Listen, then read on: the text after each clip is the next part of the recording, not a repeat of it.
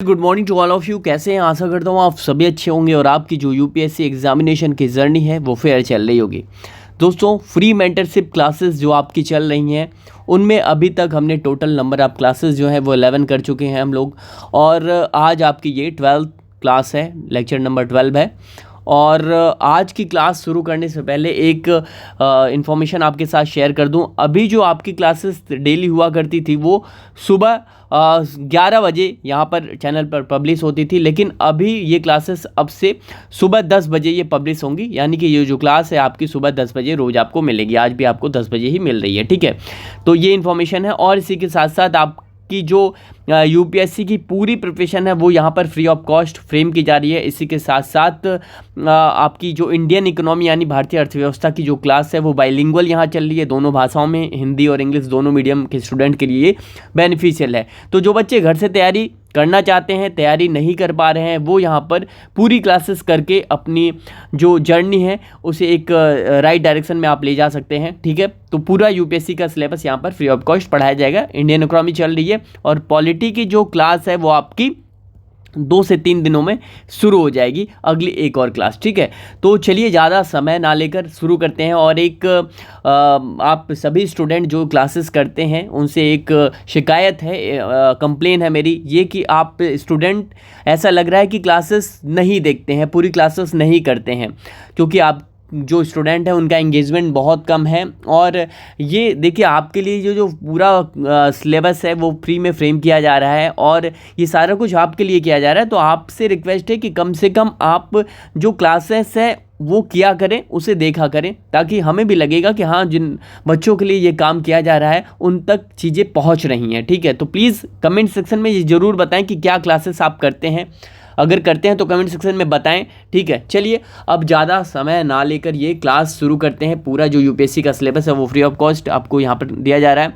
जिन बच्चों ने अभी तक क्लासेस नहीं की हैं, जो नंबर ऑफ क्लासेस आपकी टोटल 11 क्लासेस हुई हैं, वो जो 11 क्लासेस हुई हैं उसकी जो प्लेलिस्ट है वो इसी वीडियो के डिस्क्रिप्शन बॉक्स में दिया गया है, उसकी लिंक वहाँ पर जाकर आप क्लिक करके ये पूरी जो अभी तक की 11 क्लासेस हैं वो आप देख सकते हैं, ठीक है। तो ये आप क्या कर सकते हैं, देख सकते हैं। चलिए क्लास शुरू करने से पहले, ये आपका लेक्चर 12 शुरू करने से पहले मैं आपसे कुछ क्वेश्चन पूछना चाहता हूँ। कमेंट सेक्शन में इसका जवाब आप देना, ठीक है। पहला क्वेश्चन ये है कि आप कमेंट में बताएं कि हाइब्रिड कार्ड क्या है। हाइब्रिड कार्ड ये क्या होता है?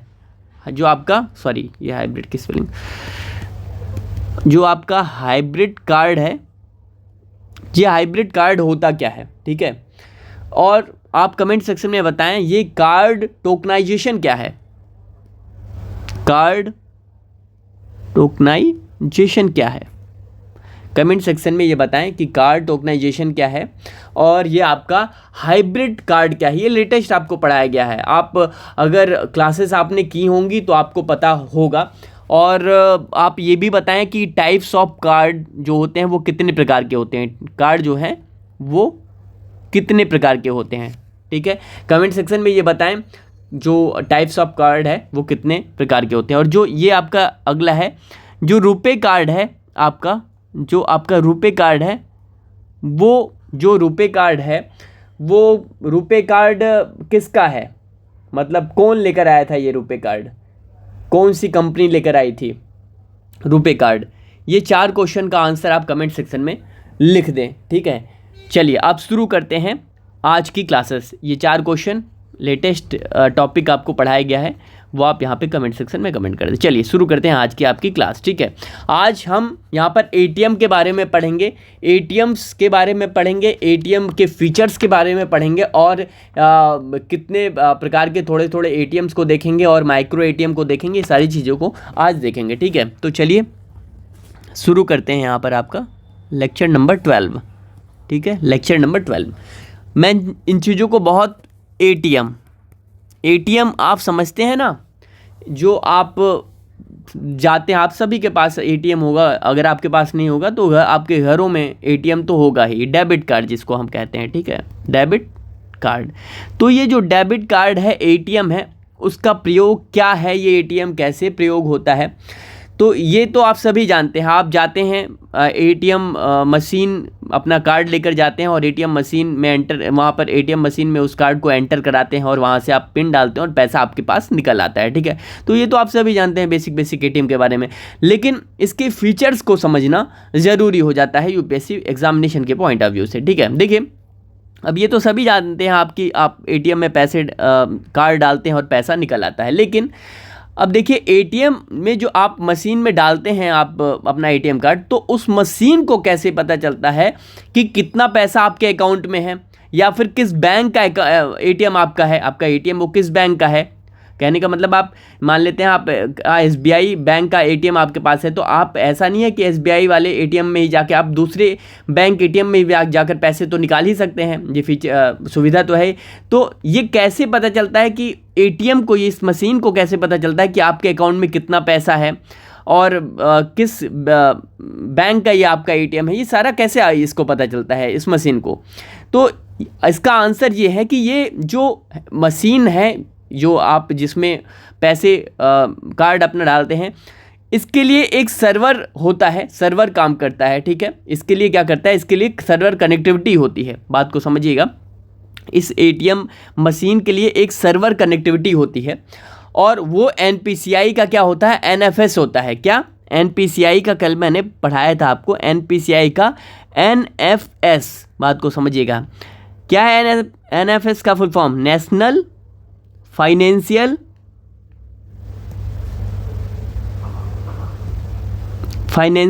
और क्या है, स्विच। एनएफएस, ये जो नेशनल फाइनेंशियल स्विच है, ये आपका क्या करता है, ये सर्वर कनेक्टिविटी का काम करता है। किसमें, एटीएम्स में, सारे एटीएम्स में, जितने देश के एटीएम्स हैं बैंक के, उसमें ये एनएफएस जो है, वो नेशनल फाइनेंशियल स्विच जो है, वो सर्वर कनेक्टिविटी का काम करता है। मतलब ये कार्ड जैसे ही आप इस मशीन में डालते हैं, उस मशीन को ये पता चल जाता है कि आपके अकाउंट में कितना पैसा है, ठीक है। ये सारी इंफॉर्मेशन ये किसके द्वारा होती है, ये जो एनपीसीआई का एनएफएस है, नेशनल फाइनेंशियल स्विच, इसी के माध्यम से होता है ये सारा जो मैकेनिज़्म है वो काम करता है, ठीक है। ये मैकेनिज़्म कैसे काम करता है, ये सारा इसी पर बेस्ड होता है, ठीक है। ये सब बैंकों को, एटीएम को आपस में क्या करता है, एनएफएस जो है वो लिंक करता है। तो बात को समझिएगा। अब जो मैंने आपको बताया वो अपने शब्दों में आप इसे लिखिए, नोट्स बनाते चलिए, ठीक है। क्या है, एनएफएस का क्या काम है, ये सभी बैंकों को क्या करता है, ये मैं थोड़ा सा सही लिखता हूँ ताकि आप समझ पाएँ। ये सभी बैंकों के एटीएम को क्या करता है, बैंकों के एटीएम को क्या करता है, एटीएम को आपस में लिंक करता है, आपस में लिंक करता है। लिंक मतलब जोड़ता है, ठीक है, जोड़ता है, ठीक है। तो एनएफएस जो है वो एटीएम मशीनों में क्या है, सभी मशीनों को एक साथ जोड़ता है। जैसे आपने किसी भी बैंक का कार्ड ले जाकर, इस मान लेते हैं पंजाब नेशनल बैंक का आपका एटीएम कार्ड है और आप एसबीआई के एटीएम में जाकर वहाँ पर पैसे एंटर करा रहे हैं वहाँ मशीन में, तो इस मशीन को कैसे पता चलता है, इसी माध्यम से। जो एनएफएस है, ये सर्वर कनेक्टिविटी का काम करता है, यही बताता है कि सभी एटीएम को आपस में लिंक करता है और बताता है कि क्या किस हिसाब से आपके बैंक अकाउंट में कितना पैसा है, ये सारा कुछ ये नेशनल फाइनेंशियल स्विच देखता है, ठीक है। कल इसके बारे में हमने ब्रीफ में डिस्कस किया था एनएफएस के बारे में, ठीक है। अब चलिए, एक ये आपका तो एटीएम हो गया, एटीएम के बारे में बेसिक आपकी इन्फॉर्मेशन। अब वो तो सभी जानते हैं कि आप पैसे डालते हैं, एंटर कराते हैं, पिन डालते हैं, पैसे निकल के आपके हाथ में आते हैं, ठीक है। अब एटीएम के टाइप भी होते हैं कुछ, जैसे पहला क्या है आपका, पहला क्या है, बैंक लेबल एटीएम। क्या है, बैंक लेबल एटीएम। ये बैंक लेवल एटीएम क्या है, ये बैंक लेवल एटीएम क्या है, देखिए इसका ये सीधा जो आप समझिए कि bank itself own and operate, bank itself owns and operate. अब समझिए बात को, लिख रहा है bank itself owns and operate, मतलब ऐसे एटीएम, यहाँ पर बैंक लेबल प्रकार वाले एटीएम में क्या होता है, बैंक लेबल वाले जो एटीएम हैं, जिन्हें ऐसे ऐसे जो एटीएम हैं जिनको बैंक लेवल वाला एटीएम कहते हैं वो क्या है, कैसे आप पहचानेंगे? तो ये मानकर चलिए कि खुद से एटीएम चलाता है, मतलब ऐसे बैंक जो खुद से क्या करते हैं, खुद से एटीएम चलाते हैं। बता रहा हूँ अभी इसको, खुद से एटीएम चलाते हैं, यानी ये मानकर चलिए इनकी ज़मीन पर, उनके खुद की ज़मीन पर क्या होता है, ये जो एटीएम है वो क्या होता है, इंस्टॉल होता है। ठीक है, वो जो प्लॉट होता है वो सारा इन्हीं, मान लीजिए एसबीआई का, तो एसबीआई का ये प्लॉट है। और इसी के साथ साथ ये मानकर चलिए कि ये जो ऑफिस है, ये ऑफिस भी किसका है, एसबीआई का है। सिक्योरिटी जो गार्ड हैं वो भी एसबीआई के हैं। सारा कुछ जो इंफ्रा होता है वो क्या होता है, उस एटीएम पर क्या होता है, वो उसी बैंक का होता है। जैसे एसबीआई का हो गया, या आईसीआईसीआई का हो गया, या फिर पीएनबी का हो गया, या फिर एक्सिस का हो गया, या फिर आप पंजाब एंड सिंध का हो गया, या फिर जो भी आप बैंक मानकर चलिए।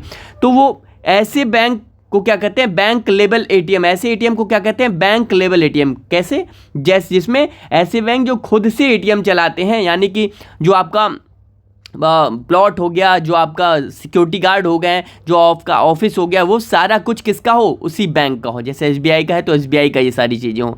तो ऐसे क्या होता है, ऐसे एटीएम को बैंक लेवल एटीएम कहते हैं। क्या कहते हैं, बैंक लेवल एटीएम कहते हैं। ठीक है, एक और टाइप है, दूसरा क्या है आपका, अब इसको आप अपने यहाँ पर मैंने शॉर्ट में लिख दिया, bank itself owns and operate. मतलब बैंक खुद से क्या करते हैं, खुद का होता है बैंक का, और खुद ही बैंक चलाता है इन चीज़ों को, मतलब सारी चीज़ें खुद की होती हैं ऐसे एटीएम्स में। ठीक है, तो इसको क्या बोलते हैं, बैंक लेवल एटीएम। चलिए अब अगला क्या है, अगला क्या है आपका, अगला है आपका एक, देखिए बैंक लेवल एटीएम अगर आपको समझ में आ रहा है तो आप प्लीज़ कमेंट सेक्शन में ये कमेंट करें कि चीज़ें समझ में आ रही हैं आपको। ठीक है, चलिए अब अगला है ब्राउन लेवल एटीएम।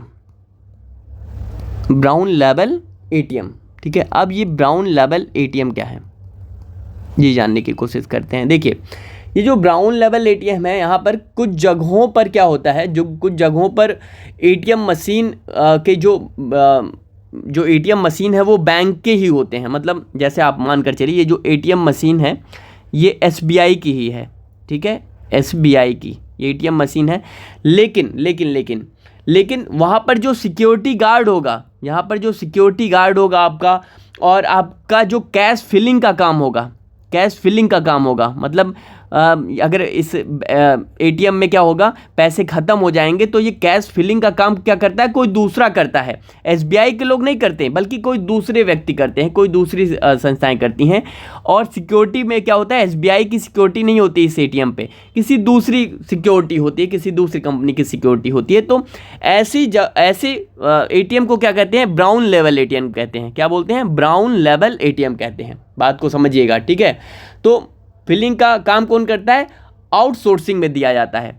फिलिंग का काम, कैश फिलिंग का काम कौन करता है, आउटसोर्सिंग, मतलब बाहर के लोग करते हैं। ठीक है, तो बाहर के लोग क्या करते हैं, तो ऐसे क्या करते हैं, ब्राउन लेवल एटीएम इनको बोलते हैं। किसको, ब्राउन लेवल।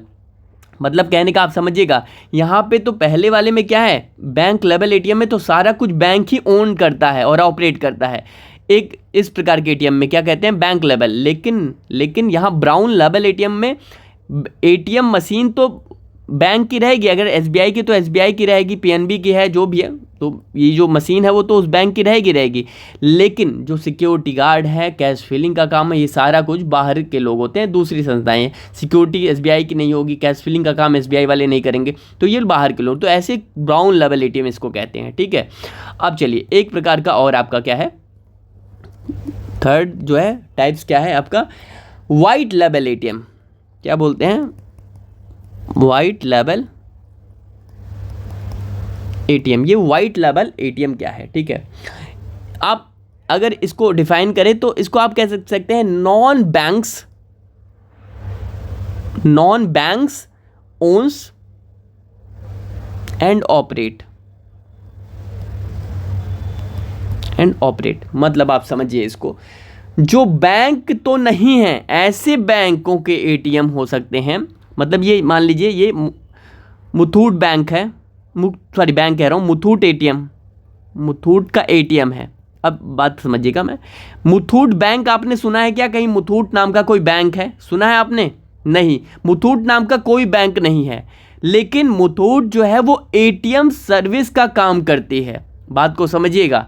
तो यहाँ पर क्या है, जो बैंक तो नहीं होते हैं लेकिन एटीएम सर्विस प्रोवाइड करते हैं। क्या करते हैं? एटीएम सर्विस प्रोवाइड करती है। जैसे मुथूट हो गया आपका, महिंद्रा हो गई आपकी, ये सब क्या है? ये बैंक तो नहीं है, non banks owns and operate, मतलब ऐसे एटीएम मशीन जो होती हैं जिनको, जो बैंक तो नहीं होते हैं लेकिन वो क्या काम करवाते हैं, वो क्या काम करते हैं, एटीएम को क्या करते हैं, एटीएम सर्विस प्रोवाइड करती हैं। ठीक है, तो ऐसे वाइट लेवल एटीएम उनको बोलते हैं। बात को समझिएगा, एक एग्जांपल देके दूसरा समझाता हूँ अगर आप समझ नहीं होंगे इन चीज़ों को। जैसे ये एटीएम एसबीआई का है, ठीक है, नाम तो इस पर छपा हुआ है एसबीआई का है, तो एसबीआई तो बैंक है ही, आप जानते हैं। ये एटीएम पीएनबी का है, तो पीएनबी क्या है, पीएनबी तो बैंक है ही, और बैंक का एटीएम तो है ही, आपके मतलब कहने का मतलब है। तो बैंक का एटीएम तो जस्टिफाई यही कर रहा है कि हाँ ये बैंक है, एसबीआई है तो एसबीआई बैंक है, इसकी सिर्फ एटीएम नहीं है, फिर बैंक है। लेकिन यहाँ पर क्या होता है, यहाँ पर जो एटीएम होते हैं वो कोई बैंक नहीं होते हैं, बल्कि एक सिर्फ एटीएम सर्विस प्रोवाइड करते हैं, वो कोई बैंक नहीं है, नॉन बैंक्स होते हैं। अब नॉन बैंक्स के बारे में हम आगे की क्लासेस में पढ़ेंगे, लेकिन आप बस इतना ही जानिए कि ये क्या होते हैं, ये एटीएम सर्विस प्रोवाइडर होते हैं। क्या होते हैं? एटीएम सर्विस प्रोवाइडर होते हैं। ठीक है, ATM service provider, ATM service provider होते हैं। ठीक है, तो आप वाइट लेवल एटीएम को आप समझ गए होंगे, non banks own and operate. ठीक है, अब चलिए, ये तो 3 टाइप्स ऑफ एटीएम जो आपने देख लिया। ठीक है, ब्राउन लेवल, वाइट लेवल और आपका, ठीक है, और ये पहला आपका क्या हो गया, बैंक लेवल एटीएम। ठीक है, अब चलिए देखिए, इन तीनों को तो आपने समझ लिया। अब वाइट लेवल एटीएम पे थोड़ा सा हम डिस्कस कर लेते हैं। ये अलग प्रकार का तो आपने सुना होगा, वाइट लेवल, जो बैंक तो नहीं है, सिर्फ एटीएम सर्विस प्रोवाइड करते हैं। जैसे मुथूट आपने देखा होगा, आप सर्च करना गूगल पे मुथूट एटीएम, तो आपको समझ में आएगा, उसके बारे में आप थोड़ा इन्फॉर्मेशन ले पाओगे। ठीक है, चलिए अब देखते हैं वाइट लेवल। अगला जो हमारा टॉपिक है वाइट लेवल एटीएम। ठीक है, वाइट लेवल एटीएम, इसको क्या कहते हैं? On tap licensing system.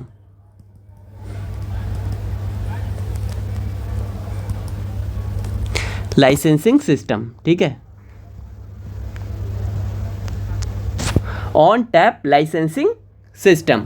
ठीक है, अब ये क्या है ऑन टैप लाइसेंसिंग सिस्टम? देखिए 2012 में आरबीआई ने इसके लिए क्या किया, जो आपका वाइट लेवल एटीएम है, ये जो एटीएम है, अब देखिए यहाँ पर एक प्रश्न ये आपके दिमाग में उठना चाहिए कि ये कौन लोग खोल सकते हैं, जो वाइट लेवल एटीएम है। अब जैसे आपका ये वाला एटीएम जो हो गया आपका पहला बैंक लेवल एटीएम, जो ये एटीएम कौन खोल सकता है? ये तो बैंक वाले अपना एटीएम ही खोलते हैं ना। जैसे एसबीआई है तो एसबीआई का एटीएम हो गया, पीएनबी का, एचडीएफसी हो गया, एचएसबीसी हो गया, ये सारे क्या है, अपने अपने बैंक का क्या हो गया, एटीएम हो गया। ठीक है, एचडीएफसी होगा।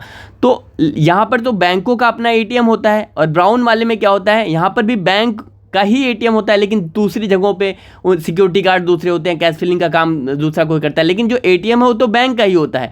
लेकिन ये जो तीसरा टाइप आपने पढ़ा वो क्या है, यहाँ पर किसी बैंक का एटीएम नहीं होता, बल्कि क्या, नॉन बैंक्स का एटीएम होता है। मतलब वो बैंक नहीं होते हैं, सिर्फ क्या होते हैं, सिर्फ एटीएम सर्विस प्रोवाइडर होते हैं। ठीक है, अब तो ये जो सर्विस प्रोवाइडर हैं एटीएम, तो कोई भी क्या ऐसा हो सकता है, आपके दिमाग में आना चाहिए कि क्या कोई भी जाकर कहीं जाकर अपनी जगह पर वहाँ पर एटीएम खोल सकता है? ऐसा हो सकता है क्या? कोई भी सर्विस प्रोवाइडर बन सकता है क्या? तो ये प्रश्न आपके मन में आना चाहिए, क्वेश्चन आपके माइंड में जो है क्रिएट होने चाहिए। ठीक है, तो white level ATM on tapping licensing system. ठीक है, तो 2012 में आरबीआई ने क्या किया, आरबीआई ने इस वाइट लेवल एटीएम के लिए क्या है, कुछ क्या बनाए, रूल्स बनाए, एप्लीकेशन इनवाइट किया। बात को समझिएगा, 2012 में आरबीआई ने क्या किया, जो वाइट लेवल एटीएम था उसके लिए क्या किया, इनवाइट किया, एप्लीकेशन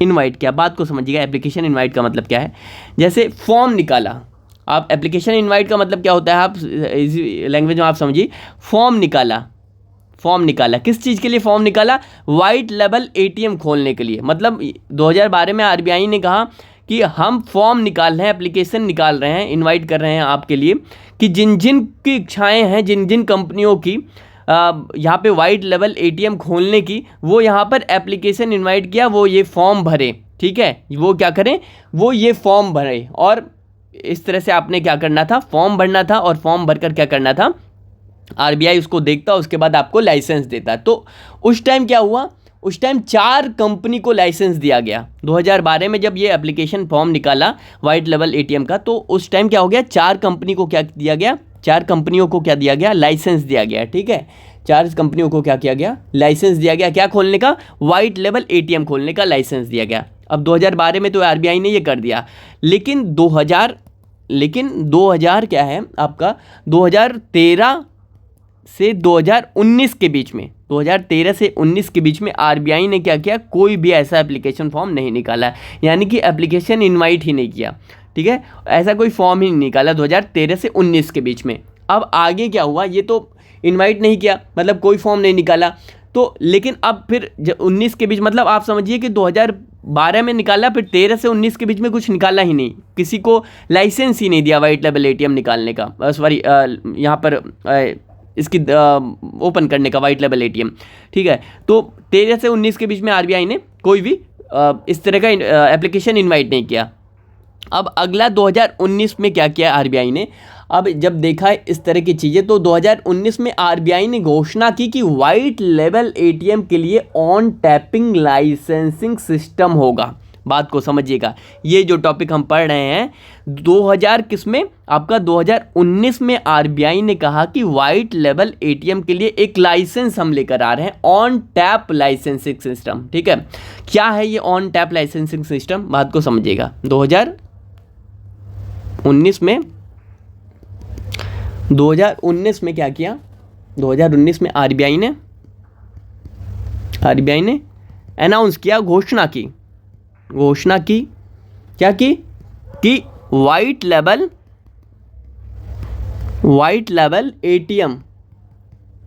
एटीएम के लिए क्या करना होगा, के लिए ऑन टैप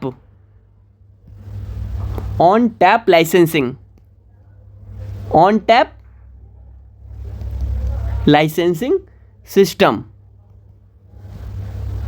सिस्टम होगा। ठीक है, अब ये क्या है ऑन टैप लाइसेंसिंग सिस्टम, क्या है, बात को समझिएगा। पहले क्या हुआ करता था, पहले ये हुआ करता था कि आरबीआई क्या करता था, आरबीआई क्या एप्लीकेशन इनवाइट करता था, फॉर्म निकालता था। वो इस तरह से मानकर चलिए जैसे यूपीएससी हर साल क्या है, फॉर्म निकालता है यूपीएससी हर साल, फरवरी में आपका या जनवरी में निकाल देता है। तो हर साल फॉर्म निकालता है, फॉर्म फिल करते हैं, उसके बाद एग्ज़ाम में बैठ पाते हैं। ठीक है, लेकिन यहाँ पे आरबीआई ने क्या किया, आरबीआई पहले क्या करता था, पहले फॉर्म निकालता था, उसी तरीके से जैसे यूपीएससी वैसे फॉर्म निकालता था, फिर आप अप्लाई करते थे, फिर उसके बाद आपको लाइसेंस देता था। लेकिन 2019 में आरबीआई ने ये हटा दिया। आरबीआई ने क्या कहा, आरबीआई ने कहा कि भैया आप जो है ये कभी भी अप्लाई कर सकते हैं, इसके लिए हम कोई फॉर्म नहीं निकालेंगे, इसके लिए क्या करेंगे, हम कोई फॉर्म नहीं निकालेंगे, आप कभी भी, ये मंथ भी डिसाइड नहीं, आप साल में कभी भी, आपके ऊपर डिपेंड करता है, कंपनियां कभी भी ये क्या कर सकती हैं, अप्लाई कर सकती हैं, किस चीज़ के लिए, वाइट लेबल एटीएम खोलने के लिए। तो इसी को ऑन टैप लाइसेंसिंग सिस्टम कहते हैं। ठीक है, तो आरबीआई ने कहा कि क्या कहा कि आप कभी भी किसके लिए, वाइट लेबल एटीएम के लिए अप्लाई कर सकते हैं, के लिए आवेदन कर सकते हैं, अप्लाई कर सकते हैं। ठीक है, ठीक है, ये क्या हो गया, ये आपका ऑन टैप लाइसेंसिंग सिस्टम हो गया। ठीक है, मुझे उम्मीद है कि आप ऑन टैप लाइसेंसिंग सिस्टम को समझ गए होंगे। ठीक है, अब ये जो नोट्स है वो आप अपने, जैसे मैं बोलकर समझा देता हूँ आपको, तो आप नोट्स अपने लैंग्वेज में बनाते चलें, बात को समझिएगा। ठीक है, अपनी लैंग्वेज में बनाते चलें। अब कई बार ये होता है कि जैसे मैं इन चीज़ों को लेवल के लिए ये चीज़ें आपको हो सकता है मेरी हैंडराइटिंग आपको समझ में ना आ रही हो, तो इसलिए मैं बोल भी देता हूँ कि अगर मैं बोल रहा हूँ तो आप सुनकर उसे अपने अपने से खुद से लिख लेंगे, ठीक है, ताकि अगर कहीं हैंडराइटिंग समझ ना आए तो आप जो बोल रहा हूँ उससे भी आप समझ के लिख लें, ठीक है। चलिए अब अगला जो हमारा टॉपिक है वो टॉपिक है माइक्रो एटीएम, ठीक है। अगला जो हमारा टॉपिक है वो क्या है, माइक्रो एटीएम है। लेकिन अगला टॉपिक डिस्कस करने से पहले मैं इस क्लास में आपको कुछ चीज़ें बताना चाहूँगा। देखिए आप सभी स्टूडेंट जो यूपीएससी की प्रिपरेशन कर रहे हैं, यूपीएससी एग्ज़ामिनेशन की तैयारी कर रहे हैं, उनको ये कभी कभी ये डर लगता होगा कि यार एग्ज़ामिनेशन तो बहुत वास्ट है, बहुत बड़ा एग्ज़ामिनेशन है, निकलेगा नहीं निकलेगा। तो अगर आप एक शेड्यूल बनाकर ये जो क्लासेस होनी है वो क्लासेस भी करते होंगे, डेली न्यूज़पेपर पढ़ते होंगे, आप जो यूपीएससी के सिलेबस के अकॉर्डिंग आप अपने ऑप्शनल सब्जेक्ट को डिसाइड कर लिए होंगे, ऑप्शनल सब्जेक्ट कौन सा आपको चूज़ करना है उसको भी आप शुरू कर दिए होंगे पढ़ना। तो ये अगर 2025 एग्ज़ाम को अगर आप टारगेट कर रहे हैं पूरी तरीके से, प्रीलिम्स ही नहीं सिर्फ पूरा एग्ज़ाम, अगर 2025 में मुझे 2025 का जो एग्ज़ाम होगा उसमें क्वालिफाई करना है, तो आज आप क्या कर रहे होंगे, मुझे उम्मीद है कि आप ये कर रहे होंगे कि पूरा जो आपका शेड्यूल है वो पूरा टाइट होगा। ऐसा नहीं कि ये सिर्फ आपने क्लास कर लिया या नहीं आज कर लिया फिर 4 दिन बाद दूसरी क्लास की क्लासेस गैप कर रहे हो, तो उससे काम बनेगा नहीं, कहने का मतलब है। और ये जो मैं आपको पढ़ा रहा हूँ उसके नोट्स आप बनाते चलें। अगर आप बनाते चल रहे हो, नोट्स आपके पास हो, तो प्लीज़ हमें व्हाट्सअप किया करें, अपने नोट्स एक बार हमें व्हाट्सअप करें। किस नंबर पे व्हाट्सअप करें, 9711141048। इस पर अगर आप नोट्स आप अपने बना लें तो उसे कैप्चर करके फ़ोटो लेकर आप वहाँ पर व्हाट्सअप किया करें, ठीक है, ताकि हमें भी पता चले कि आप स्टूडेंट यहाँ पढ़ रहे हैं और नोट्स बना रहे हैं, ठीक है। इसी के साथ साथ यहाँ पर जो टेस्ट लिया गया था जहाँ पर जिस पे बोला गया था आपका सरप्राइज टेस्ट है, उस पर वहाँ पर जो 5th नंबर ऑफ क्वेश्चन था वो वहाँ पर कुछ दिक्कत थी उसमें, तो वहाँ पर आपको इसके रिगार्डिंग बहुत से 2-3 बच्चों को जो बोला गया था सरप्राइज टेस्ट के रिगार्डिंग कि उनको उनका सही आंसर उनको गिफ्ट किया जाएगा, तो उन बच्चों के मैसेजेस हमें रिसीव हो रहे थे। उनको अभी तक जो सरप्राइज गिफ्ट में जो भी कुछ वहाँ पर उनको देना था वो उनको डिस्पैच कर दिया जाता, उनको भेज दिया जाता, लेकिन नंबर आप जो 5th क्वेश्चन था वो थोड़ी सी उसमें गलती थी। यही वजह है कि अब देखो हमने डिसाइड किया है जो वो बच्चे थे जिनको वहाँ पर ये बोला गया था कि आपको सरप्राइज़ गिफ्ट दिया जाएगा, तो उन बच्चों का मैसेज रिसीव हो रहा है, तो उनको इसीलिए नहीं जा पाया क्योंकि आप वहाँ पर 4-5 बच्चे और थे जिन्होंने बोला कि सर मैंने भी आंसर सही किया, तो वो फेयर एग्ज़ाम नहीं हो पाया, वो एग्ज़ाम फेयर नहीं हो पाया। यही वजह है कि उन बच्चों के लिए भी अभी रोक दिया गया, जो बच्चे कह रहे थे कि जो मुझे बोला गया था, मेरा नाम यहाँ पर अनाउंस किया गया था, तो यही वजह है कि उनका भी रोक दिया गया है, ठीक है। इसमें आप थोड़ा सा वेट करें, यहाँ पे जो भी आप स्टूडेंट को जिनको बोला गया था उनको तो आपको मिलेगा ही मिलेगा, लेकिन उसमें और भी बच्चों को ऐड ऑन किया जा रहा है जो बच्चे कह रहे थे कि मेरा आंसर सही है, ठीक है। तो ये सारी चीज़ यहाँ पर अभी की जा रही हैं, ठीक है। अभी के लिए आज की क्लास के लिए देखिए मैं ज़्यादा आपको, अब अगली क्लास में आपको एक माइक्रो एटीएम है उसके बारे में आपको मैं डिस्कस करूंगा, और एक टॉपिक होगा आपका MDR मर्चेंट डिस्काउंट रेट। बस वो 2 टॉपिक ख़त्म हो गया, आपके बेसिक जो आपका जो कि आप ये बेसिक जो आप ये कीवर्ड पढ़ रहे हैं वो ख़त्म हो जाएंगे, ठीक है। तो आज की क्लास के लिए सिर्फ इतना ही। क्लास को लाइक किया करें, शेयर किया करें, सब्सक्राइब किया करें। चैनल जो बच्चे सब्सक्राइब नहीं कर रहे हैं उनसे भी रिक्वेस्ट है कि सब्सक्राइब करें इस आप ये कह सकते हैं कि इस लेक्चर को, और अपने दोस्तों तक भी शेयर किया करें, ठीक है। ये कुछ क्वेश्चन है यूपीएससी ने पूछे हैं, ये कुछ क्वेश्चन है यूपीएससी 2018 में ये क्वेश्चन पूछा है, ठीक है, और ये क्वेश्चन भी 2018 में यूपीएससी ने पूछा था, ठीक है। अब ये जो क्वेश्चन है मैं आपसे पूछ रहा हूँ, आप इसका कमेंट में आंसर करना ये क्वेश्चन, और कल मैं इस पर डिस्कस करूंगा। क्वेश्चन था ये 2018 में पूछा गया है, आप क्वेश्चन पेपर उठाना, ये क्वेश्चन आपको देखने को मिलेगा। ये टॉपिक पढ़ा दिया गया आपको। कह रहा कंसीडर द फॉलोइंग स्टेटमेंट, मतलब निम्नलिखित कथनों पर विचार कीजिए। यहाँ पे इसकी हिंदी नहीं लिखी है, इसका हिंदी होगी निम्नलिखित कथनों पर विचार कीजिए। ये जो 2 कथन स्टेटमेंट दिए गए हैं, ये 2 कथन दिए गए हैं, इस पर विचार करना है, उसके हिसाब से इसमें कौन सा सही उत्तर है, करेक्ट आंसर वो देना है, ठीक है। तो एक बार आप इस क्वेश्चन को रीड करिए। कह रहा है national payment corporation of India NPCI helps in promoting the financial inclusion in the country. National payment corporation of India NPCI देश में वित्तीय समावेशन को बढ़ावा देने में मदद करता है। दूसरा ऑप्शन है कि NPCI has launched RuPay A card payment scheme. NPCI ने एक कार्ड भुगतान योजना रुपए लॉन्च की। कह रहा है इन दोनों स्टेटमेंट में से कौन सा स्टेटमेंट सही है। कह रहा है which of the statement given above is are correct. यहाँ पे हिंदी नहीं लिखी गई है, मैं इसकी हिंदी बता दे रहा हूँ आपको। कह रहा है कि इन दोनों में से स्टेटमेंट में से कौन सा स्टेटमेंट सही है। ऑप्शन ए कह रहा है केवल एक सही है, केवल एक स्टेटमेंट सही है। बी कह रहा है केवल दूसरा स्टेटमेंट सही है। सी कह रहा है दोनों स्टेटमेंट सही हैं। और डी कह रहा है कि इन दोनों ही स्टेटमेंट सही नहीं है। ठीक है, तो इसका सही आंसर क्या होगा पढ़ा दिया गया है आपको एनपीसीआई के बारे में और एनपीसीआई रुपए कार्ड के बारे में पढ़ा दिया गया है। आप इसका कमेंट सेक्शन में कमेंट करना, ठीक है, जो भी आंसर सही आपको लगे। ठीक है, एक क्वेश्चन और है। क्वेश्चन ये और है आपका, यूपीएससी ने प्री 2018 में ये क्वेश्चन पूछा था, प्रीलिम्स 2018। कह रहा है which one of the following links all the ATMs in India. मतलब कह रहा है निम्नलिखित में से कौन सा पूरे देश के एटीएम को जोड़ता है, लिंक करता है। ये जो चारों में से कौन सा पूरे देश के एटीएम्स को जोड़ता है, लिंक करता है। इसकी हिंदी नहीं यहाँ पर है, मैं इसलिए आपको हिंदी में बता रहा हूँ। Which one of the following links all the ATMs in India. पहला ऑप्शन है इंडियन बैंक्स एसोसिएशन। मतलब इंडियन बैंक्स एसोसिएशन इस सब पूरे एटीएम को लिंक करता है, जोड़ता है पूरे देश के। या फिर नेशनल सिक्योरिटीज़ डिपॉजिटरी लिमिटेड, ये जोड़ता है पूरे देश भर के एटीएम को एक साथ। या फिर national payments corporation of India, या फिर एनपीसीआई जोड़ता है, या फिर रिजर्व बैंक ऑफ इंडिया, या फिर आरबीआई जोड़ता है। इनमें से कौन सा पूरे देश भर के एटीएम्स को एक दूसरे से जोड़ता है। यूपीएससी ने प्रीलिम 2018 में पूछा है। अब देखिए, अगर आप पढ़ाई कर रहे होंगे, सही से पढ़ रहे होंगे, तो ये बहुत, अब आपको भी लग रहा होगा यूपीएससी के क्वेश्चन जो यूपीएससी पूछता बहुत इधर उधर के क्वेश्चन नहीं पूछता, बहुत बेसिक। अब आप सॉल्व कर पा रहे होंगे तो आप में कॉन्फिडेंस भी आ रहा होगा कि यार मैं तो जो क्लासेस कर रहा हूँ उससे क्वेश्चन भी सॉल्व हो रहा है, बल्कि वो क्वेश्चन सॉल्व हो रहे हैं जो यूपीएससी ने पूछ लिया है। यूपीएससी के पूछे हुए क्वेश्चन भी आपसे सॉल्व हो रहे हैं। ठीक है, तो इसका आंसर भी आप कमेंट सेक्शन में करना, कल मैं इस पर डिस्कस करूँगा इन दोनों क्वेश्चन पर। ठीक है, मुझे उम्मीद है कि आपको ये जो क्लास है वो अच्छी लग रही होगी। कमेंट करना ना भूलें, लाइक का बटन दबाएं और अधिक से अधिक 5 लोगों को जरूर शेयर किया करें इस वीडियो को। चलिए, बहुत बहुत धन्यवाद। कल की क्लास में मिलते हैं आपको। नेक्स्ट टॉपिक आपका माइक्रो एटीएम पढ़ेंगे और एमडीआर यानी मर्चेंट डिस्काउंट रेट।